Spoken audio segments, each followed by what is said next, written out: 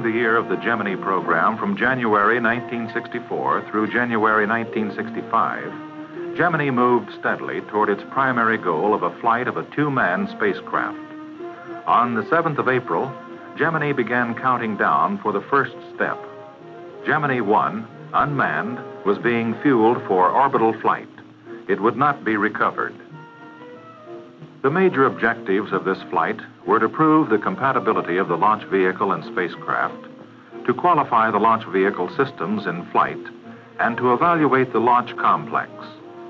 Checkout proceeded into April 8th. Watched closely would be the performance of the Gemini launch vehicle in the early stages of ascent. It incorporated design changes to correct the longitudinal oscillations encountered in early flights of Titan II. There were no major holes in the countdown. Within 1 second of the scheduled time, Gemini number 1 lifted smoothly off the pad. It rose high above Cape Kennedy, following the programmed flight trajectory for orbit. 5 minutes and 37 seconds later, spacecraft and stage 2 of the launch vehicle entered orbit as planned. All purposes of the flight were attained. Launch vehicle oscillation was lower than predicted and well within limits for manned flight. GT-1 had now become the 133rd successful major launch of the National Aeronautics and Space Administration. The first Gemini flight inaugurated a concentrated year of successful testing, flight qualification, and hardware production. The second spacecraft moved to Complex 19. Before it was to be launched, Spacecraft 3 joined it at the Cape. The backup flight craft, 3A, was undergoing final tests by the contractor. It would first be used for altitude chamber tests. Concurrently, spacecrafts 4, 5, 6, 7, and 8 had moved into the White Room for final assembly and systems tests. Spacecraft 9 had started structural work on the cabin and rendezvous and reentry sections. Structural weld assembly had begun on Spacecraft 10. 3 Gemini launch vehicles, 2, 3, and 4, underwent final testing at the contractor's facility and were accepted for delivery. They were followed by GLV-5, which was erected in the vertical test building, and by GLV-6, which was in pre-splice installation. Agena 5001 was successfully static fired at Santa Cruz, California, and scheduled for delivery as a test bed vehicle for facilities and equipment checkout. Agena 5002, which would be the first target vehicle launched for rendezvous, was undergoing modifications peculiar to the Gemini mission. Standard Launch Vehicle number 1 was accepted at the Cape in December. It was erected for pad validation checks. Astronaut training was reinforced by the delivery of essential hardware: 2 mission simulators, a translation and docking simulator, and a part task trainer. During the year, crews for the first 2 manned missions were selected. The program had given them the tools to prepare for the major Gemini objectives: a more sophisticated 2-man space mission which would demonstrate long-duration flights up to 2 weeks, maneuvering in space to rendezvous and dock with another vehicle, and performance of space tasks outside the vehicle. A glance at the spacecraft reveals that it may be divided into 2 main sections: the reentry module and the adapter section, which mates with the launch vehicle. The adapter houses many of the spacecraft systems and the retrograde rockets. We may therefore subdivide it into retrograde and equipment sections. A full-scale engineering mock-up of the equipment section shows that it contains the electrical power source, elements for environmental control, and electronic components. 10 of the 16 thrust chambers used by the orbital attitude and maneuvering system are also located here. The remaining 6 thrust chambers in the adapter are housed in the retrograde section, along with the 4 solid propellant retrograde rockets. The reentry module has 3 sections. The first is the cabin, a pressure vessel with 2 hatches for astronaut ingress and egress. Each hatch has a window. The interior of the cabin provides seating, instruments, and control panels for the command pilot and pilot. It also contains food, water, a waste management system, and survival equipment. Forward of the cabin is the reentry control section. It houses the propellant tanks and thrust chambers of the reentry control system. The final section of the spacecraft is the rendezvous and reentry section. It provides latching points for physically docking with the Agena target vehicle, a rendezvous radar package, and it houses the 3 parachute assemblies, drogue, pilot, and main parachutes. Only the cabin and reentry control section are recovered from a flight. All others are jettisoned during some phase of the mission. At McDonnell Aircraft Corporation, St. Louis, Missouri, sections of the spacecraft are manufactured on an assembly line basis. The sections are then moved into a clean room area for systems installation, systems tests, and final mating with other sections. All Gemini contractors follow clean room controls where external contamination can compromise the reliability of a part. After a component passes inspection in a contractor's clean room, the environment is maintained by sealing it in a plastic bag. It will be shipped to McDonnell, where it is tested again and installed in the Gemini spacecraft without breaking clean room integrity. As the individual sections move through workstations in the White Room, spacecraft systems are installed and tested. Each component is tested in the subsystem, then in the system stage. NASA engineers and inspectors monitor all tests, write up discrepancies where necessary, and check the cleanup. After the systems are tested in each section, the spacecraft is joined for the first time. Testing begins again, culminated by a simulated flight mission. Only after the spacecraft has passed the final cleanup after this test is delivery made. A spacecraft in launch configuration weighs about 7,000 pounds. The weight will vary considerably according to the experiments to be conducted on board and other requirements. The spacecraft is approximately 19 feet long and 10 feet in diameter, where it mates with the launch vehicle. The Gemini launch vehicle is a modified Titan II procured by NASA through the Air Force.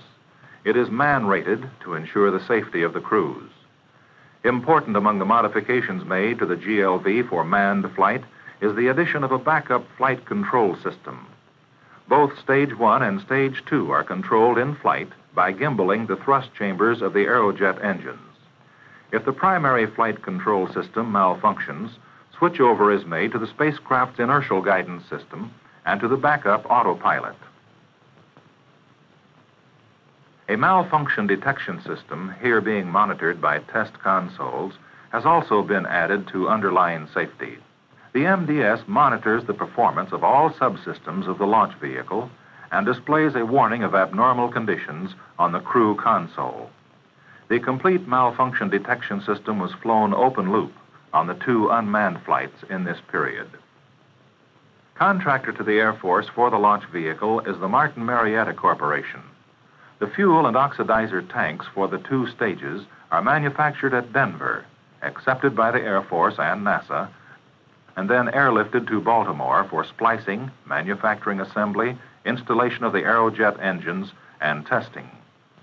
A final checkout of all systems is made in a 100-foot vertical test building, whose center stand permits erection of both stages in tandem.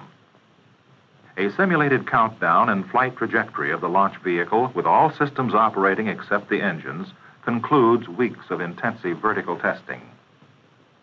A vehicle acceptance team, composed of Air Force, Aerospace, and NASA members, review all test results. Discrepancies are noted. Upon their resolution by the contractor, the vehicle is signed off for delivery to Cape Kennedy. GLV-4 was accepted for delivery on December 13, 1964, and was followed in vertical testing by GLV-5. The 6th launch vehicle has been delivered from Denver, and it is in the pre-splice installation stage.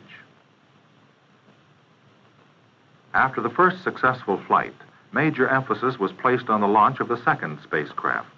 Unlike the orbital mission, GT-2 was suborbital and would be recovered. As such, the primary purpose was to demonstrate that the reentry module would withstand maximum heating conditions of reentry. An ablative heat shield covers the larger diameter end, which enters the atmosphere first and bears the greatest thermal and pressure stress. Dish-shaped, it is manufactured from fiberglass honeycomb filled with silicon elastomer.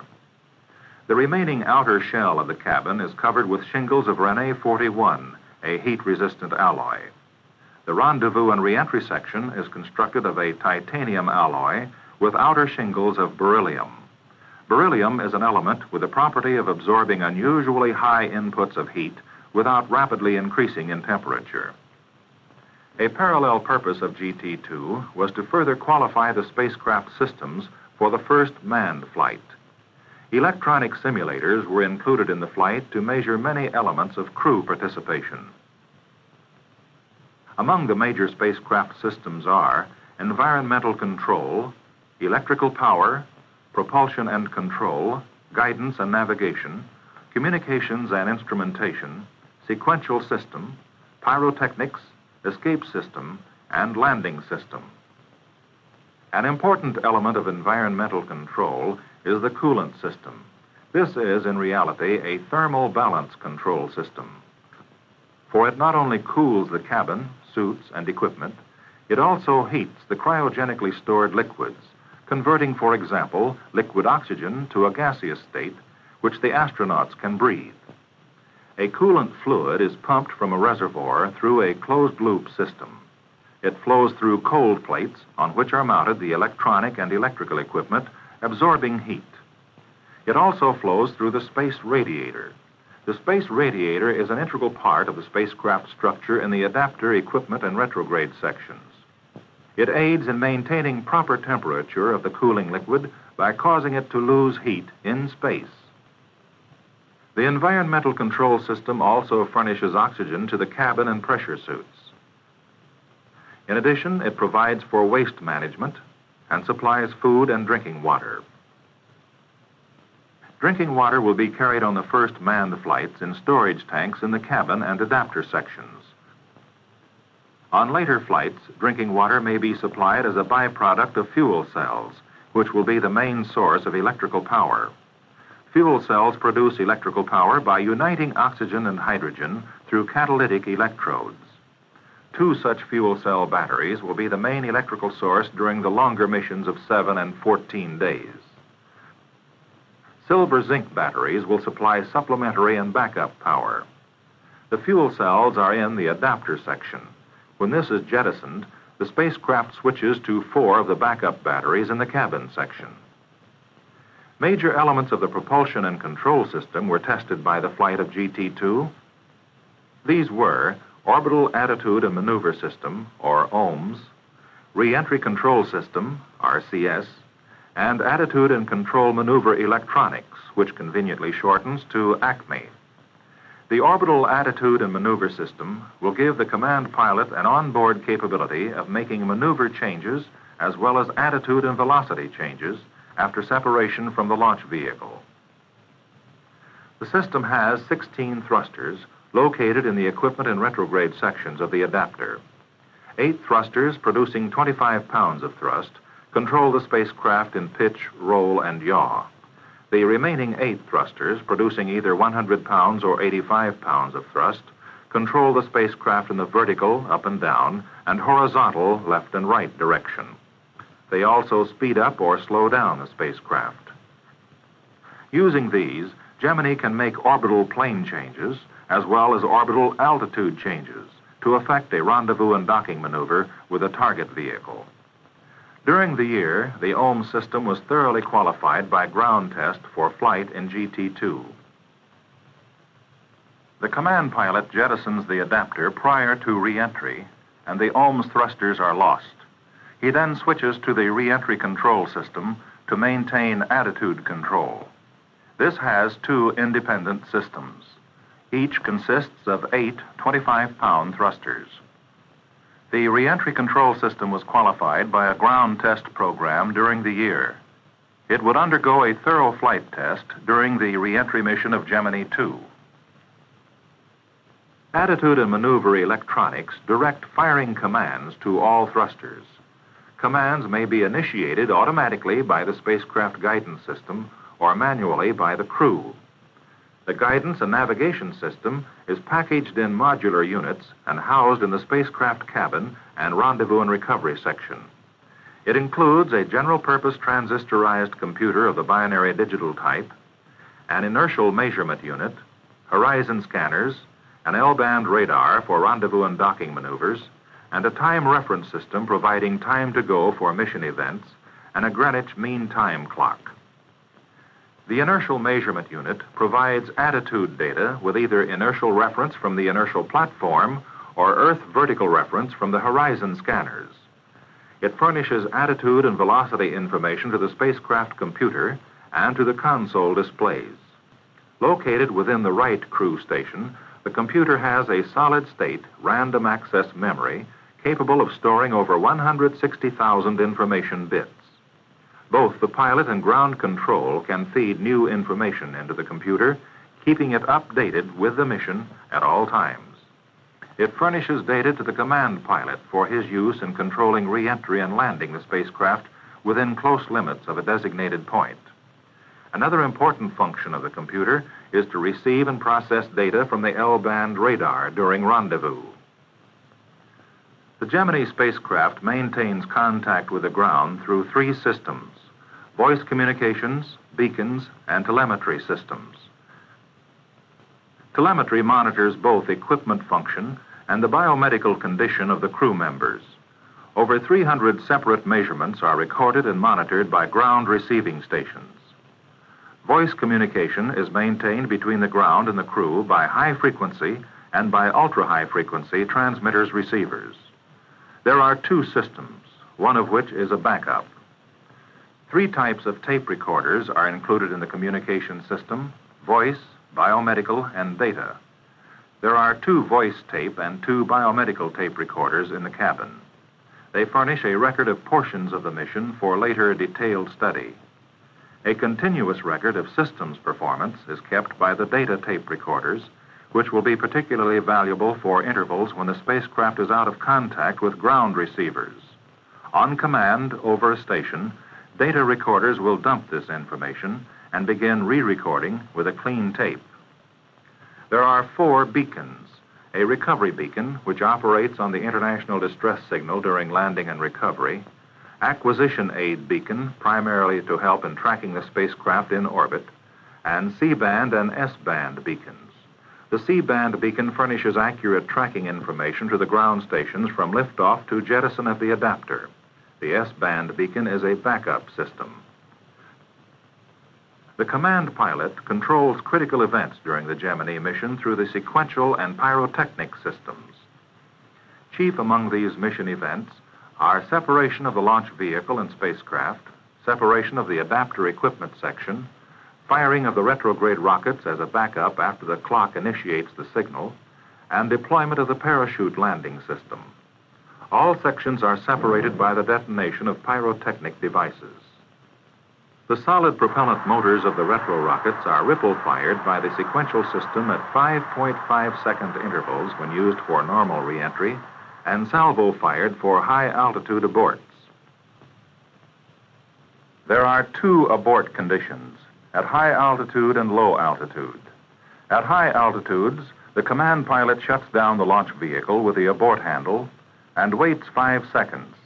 He then separates the spacecraft from the launch vehicle, initiates re-entry, and flies the spacecraft in. At the proper time, the parachutes are deployed as in a normal landing. At lower altitudes, the ejection seat is used for abort. Above 7,500 feet, the free fall of the astronaut after seat separation is first stabilized by a balut, or balloon-type parachute. Successful balut tests from 12,500 to 35,000 feet have been held. Indicated airspeed was 110 knots. 6 dummy and 17 human drops were made in this period. Balut diameters of 3, 3.5, and 4 feet were tested. The 4-foot balut produced the lowest rotation rate and was chosen for the flight configuration. The balut separates at 7,500 feet, and the pilot's personnel parachute is automatically deployed slightly below 5,700 feet. It can also be deployed manually. The seat is manufactured by Weber Aircraft. Each seat is ejected individually by a rocket catapult actuated by hot gases that result from blowing the cabin hatches. Extensive testing of the seat ejection system was conducted throughout the period of this report. 3 types of tests were run. Rocket sled tests at Naval Ordnance Test Laboratory, El Centro, California. Simulated off-the-pad tests.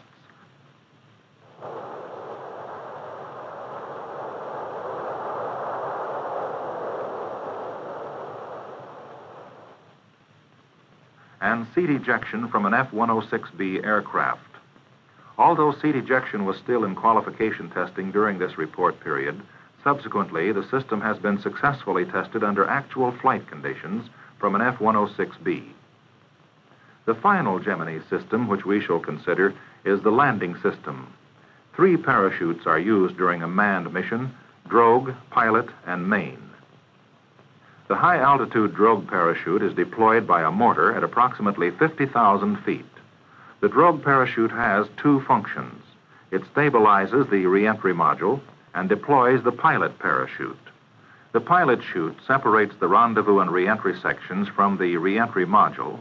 At the same time, it deploys the main parachute, which is first reefed to reduce the initial shock. After the main parachute is fully inflated, the spacecraft shifts from a 1-point to a 2-point suspension. This positions the reentry module in the proper landing position with its nose 35 degrees above the horizon for landing in water. Continuous astronaut training parallels Gemini hardware development. We can distinguish 4 areas of emphasis in astronaut training: monitoring and evaluation of engineering design and hardware, test participation either as observer or active subject, flight simulation, and formal academic courses in the basic disciplines underlying space exploration. The future Gemini pilot comes into the program as a trained engineer scientist. He acquires a particular vantage point as an astronaut to share with other Gemini engineers. Much of the astronaut's time is scheduled for visits to contractor facilities, familiarizing himself with the hardware, and participating in tests. Test participation is a major area of astronaut preparation for a mission. Astronaut James Lovell, along with NASA engineer Gordon Harvey, were the subjects for the first seaworthiness test of Static Article 5. Held in the Gulf of Mexico on April 4, 1964, the test sought to demonstrate the seaworthiness and stability of spacecraft structure during a delayed post-landing recovery. The test would also check out the onboard systems, particularly communications, electrical, and environmental control. It would study the physiological reactions of the subjects under the constraints of spacesuit, cabin, and sea conditions. After 2 hours, the test was terminated because of operational deterioration of some equipment in the spacecraft. A post-landing inspection revealed corrosion in the environmental control and electrical systems. NASA and McDonnell crews reworked the spacecraft and went back into the Gulf ready to run a successful test. Wind that day was approximately 10 knots and rising, and a hurricane threat eventually terminated the test. But it had run 16 hours and 35 minutes, sufficient time to demonstrate that the onboard systems would now function well in a delayed recovery. Although the astronauts, Lovell and Bean, were uncomfortable because of the temperature within the spacecraft, a later test confirmed that this can be improved by partially opening the cabin hatch and by removing the pressure suit after 2 hours. The Gemini pressure suit is an advanced design of the earlier model. The suit has an improved circulation system and incorporates other changes, chiefly in the helmet and glove design. An outer layer of nylon and mylar replaces the aluminized coating. It offers insulation and protection against cold and space particles during the extravehicular tasks planned for later missions. Astronaut Schweikert conducted an 8-day evaluation of the suit. He flew in a jet aircraft to test it under high-gravity conditions, underwent flight simulation in the mission trainer for 4 days, and wore it during centrifuge tests at Ames Research Center. On October 26th, he removed the suit for the first time in 8 days. Biomedical instrumentation had functioned satisfactorily. The suit design presented only a minor moisture problem in the glove area, which has since been resolved. The most important single piece of hardware which the astronaut uses to prepare for a flight is the mission simulator. The 2 Gemini mission simulators were delivered to NASA during the year. The first, stationed at Cape Kennedy, has the GT-3 configuration. On November 9th, the prime flight crew for that mission, Command Pilot Virgil Grissom and Pilot John Young, began training on the Cape Kennedy simulator. Command Pilot Walter Schirra and Pilot Thomas Stafford are the backup flight crew. The mission simulator is also tied in with a control center and tracking network to provide simultaneous training of flight controllers. The next month, the second simulator in the GT-4 configuration was operational and located at the Manned Spacecraft Center. Chosen for the second flight, planned to be a 4-day mission, are Command Pilot James McDivitt and Pilot Edward White. The backup flight crew is Command Pilot Frank Borman and Pilot James Lovell. The simulators are computer-driven and controlled by an instructor at the console. The instructor can program a part of the mission or the entire mission from pre-launch to post-landing on tape.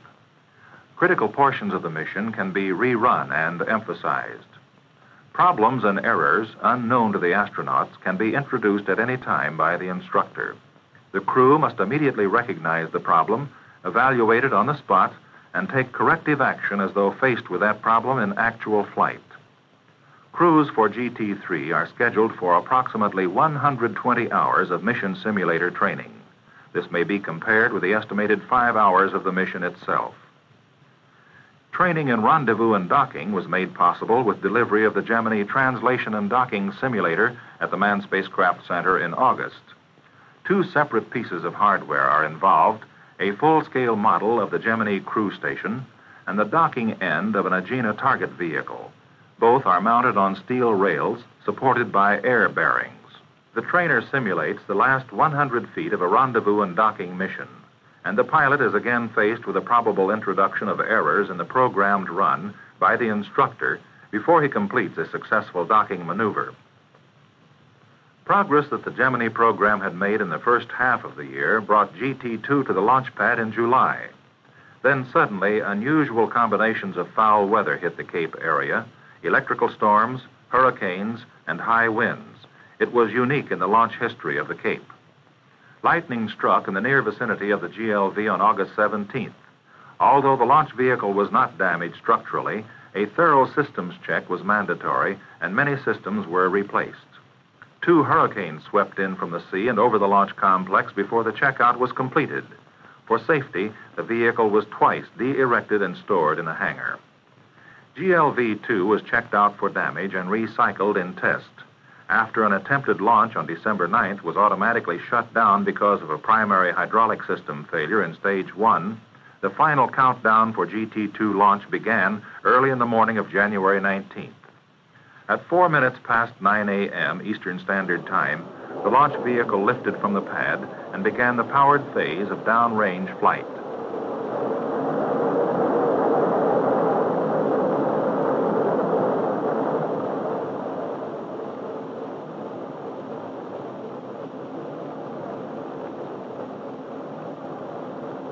Some 2.5 minutes after liftoff, the booster engine cut off and staging occurred. The sustainer engine then propelled the spacecraft to an altitude of 98.9 statute miles and a maximum velocity of 16,708 9/10 miles per hour. Since this was a suborbital mission, re-entry procedures began after separation of spacecraft from the second stage. An onboard camera looking through the spacecraft window gives us an astronaut's view of re-entry. The film is reproduced at 4 times normal speed. A steep trajectory was selected for GT-2. In this trajectory, the heat shield and afterbodies undergo higher temperatures, but for less time. Therefore, the heat shield was reduced in thickness by 50% to simulate a longer re-entry time. The spacecraft is oriented for retrograde, and the rockets are fired. The retroadapter section is jettisoned. The thrusters of the re-entry control system fire, placing the spacecraft in a constant roll rate of 15 degrees per second. We are now reaching the critical period of re-entry when the heat builds up. A roll rate of 15 degrees cancels out normal spacecraft lift. Starting from re-entry velocity of Mach number 25, temperature of the atmosphere immediately in front of the heat shield builds up to approximately 6,000 degrees Fahrenheit. Temperature of the bond line between the shield and the structure was measured at 225 degrees. It was designed to withstand over 500 degrees.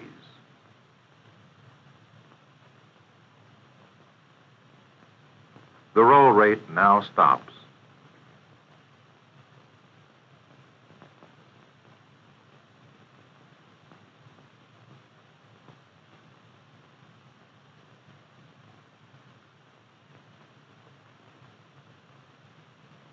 The white shafts of light on the screen are thrusters firing to stabilize the spacecraft. In the GT-2 landing sequence, only 2 parachutes will be used. The drogue parachute is omitted. As we reach the parachute recovery stage, the 6-foot pilot parachute deploys, pulling away the rendezvous and re-entry section and deploying the main parachute. The spacecraft shifts to a 2-point suspension from the parachute and floats gently down to sea. As Department of Defense recovery forces waited along the flight path, the spacecraft landed about 20 miles west of the USS Lake Champlain in the prime recovery area. It had traveled 2,127 statute miles in little more than 19 minutes. Navy frogmen drop into the sea and attach a flotation collar to the spacecraft for additional stability. Other helicopters searching the area located the rendezvous and re-entry module about a half-mile from the spacecraft, and it is retrieved for study. The Lake Champlain, now in the area, pulled alongside the spacecraft. At 10:45 a.m., it lifted the spacecraft from the water by crane. In the days that followed, detailed analysis of the spacecraft confirmed the first impressions of NASA engineers on the deck of the Champlain. The mission, GT-2, was a success. Spacecraft 2 had been taken from the water without leaks and was structurally sound. It had withstood a re-entry trajectory planned to create maximum heating on both the heat shield and afterbodies. There was practically no damage. All major onboard systems were flight qualified. Exceptions such as drinking water, food, and waste management would be independently qualified by other means before the flight of GT-3. The first manned flight was now imminent, supported by the results of 2 successful unmanned flights. Gemini 3, received at Cape Kennedy on January 4th, was being prepared to tackle the main objectives of the Gemini program. Gemini will be our first space program to fly long-duration missions and to develop techniques of rendezvous and docking necessary for lunar landing. Gemini prepares the foundation for the advanced spaceflight missions to come.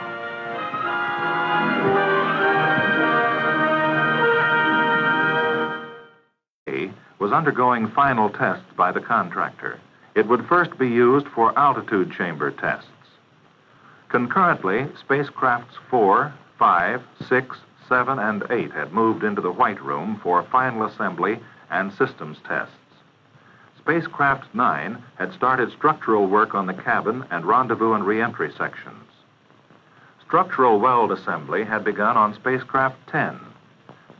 3 Gemini launch vehicles, 2, 3, and 4, underwent final testing at the contractor's facility and were accepted for delivery.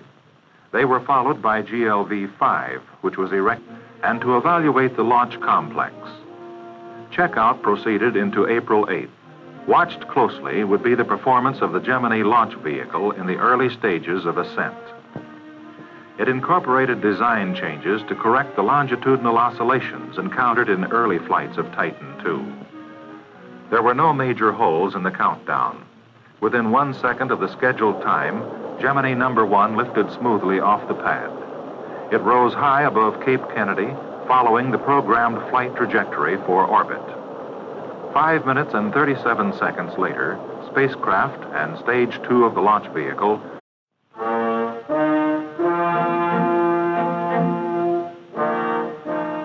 during During the year of the Gemini program from January 1964 through January 1965, Gemini moved steadily toward its primary goal of a flight of a two-man spacecraft. On the 7th of April, Gemini began counting down for the first step. Gemini 1, unmanned, was being fueled for orbital flight. It would not be recovered. The major objectives of this flight were to prove the compatibility of the launch vehicle and spacecraft, to qualify the launch vehicle systems in flight in the vertical test building, and by GLV-6, which was in pre-splice installation. Agena 5001 was successfully static fired at Santa Cruz, California, and scheduled for delivery as a test bed vehicle for facilities and equipment checkout. Agena 5002, which would be the first target vehicle launched for rendezvous, was undergoing modifications peculiar to the Gemini mission. Standard Launch Vehicle number 1 was accepted at the Cape in December. It was erected for pad validation checks. Astronaut training was reinforced by the delivery of essential hardware. Entered orbit as planned. All purposes of the flight were attained. Launch vehicle oscillation was lower than predicted and well within limits for manned flight. GT-1 had now become the 133rd successful major launch of the National Aeronautics and Space Administration. The first Gemini flight inaugurated a concentrated year of successful testing, flight qualification, and hardware production. The second spacecraft moved to Complex 19. Before it was to be launched, Spacecraft 3 joined it at the Cape. The backup flight craft, 3A,